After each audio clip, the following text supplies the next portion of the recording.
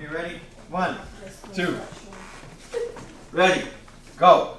Dum da da da da da da dum bum bum ba dum bum ba da da da da da dum ba dum bum bum ba dum da dum ba dum bum bum bum bum ba dum bum bum bum ba dum ba da bum bum ba da da da da dum bum bum ba da dum bum bum bum bum bum ba da da dum. Couple more times, right? Hi, my name is Rick Vukmanik and I am the director of Kolikla Marian, a Croatian folk dance group in Steelton, Pennsylvania. The group was formed in 1954 with the kind of idea of preserving and promoting Croatian folk dance, Croatian folk music, and helping young people in the community learn something about their cultural heritage. I think it's really interesting to learn about my ancestors and where we're from. And it just makes us all so much more diverse. The group itself is divided into several smaller groups, and they're based on age. On Wednesday evenings, we have 2 groups of young people that get together.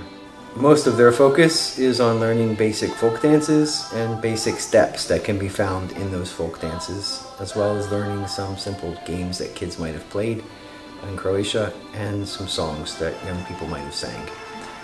On Sundays, we have practice in the afternoon with the high school kids and college kids. And that group focuses on a lot more singing, some more complicated dancing, and actually learning some traditions that are related to the songs and dances that they're performing.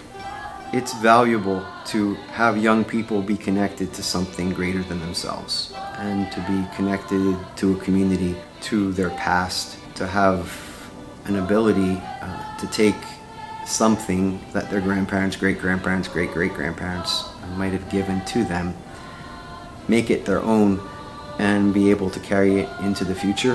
Having this, like the dancing and the instrument playing, is just something that connects me to the people that I've known my whole life.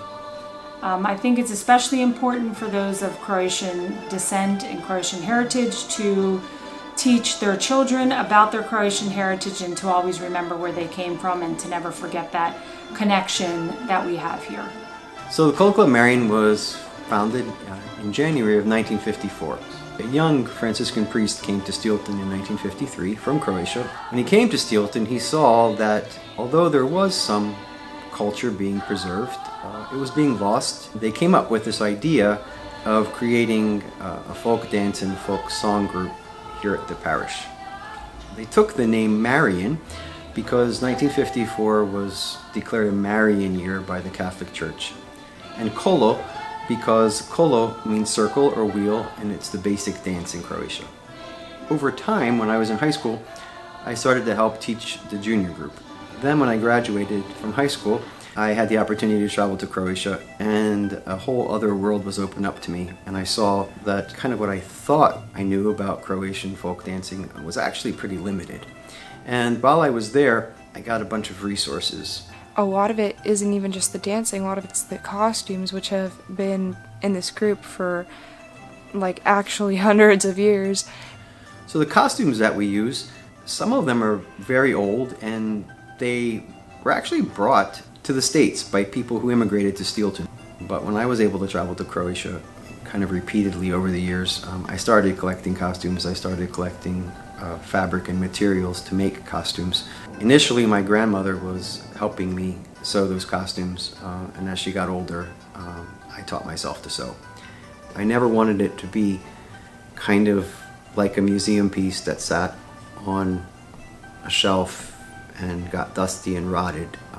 Anything that I ever bought, we used and sometimes abused, and I think that's what it's meant for.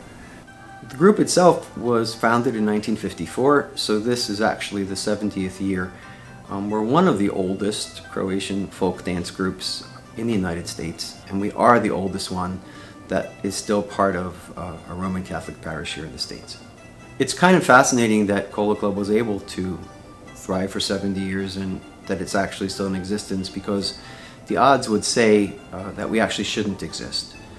we are maintaining something that a lot of bigger cities are even having trouble doing. I think that it's a bit of an enigma at this point for people to realize that we still have a fairly large group and we still have young people that are interested in dancing and preserving some part of their heritage, or even just learning a little bit about their heritage.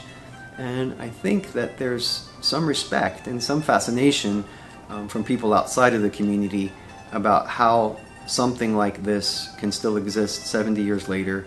Something can still exist with people who are 4th and 5th generation American Croatians who still have a desire to have some sort of connection to their heritage and to their homeland. I don't understand why anyone wouldn't want to be a part of something like that.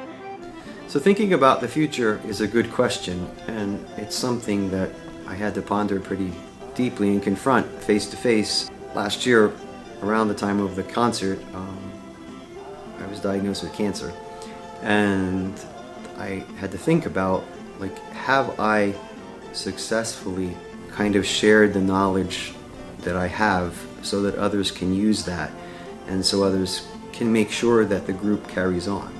And it will continue as long as parents continue to encourage their children to be part of the group, as long as young people learn.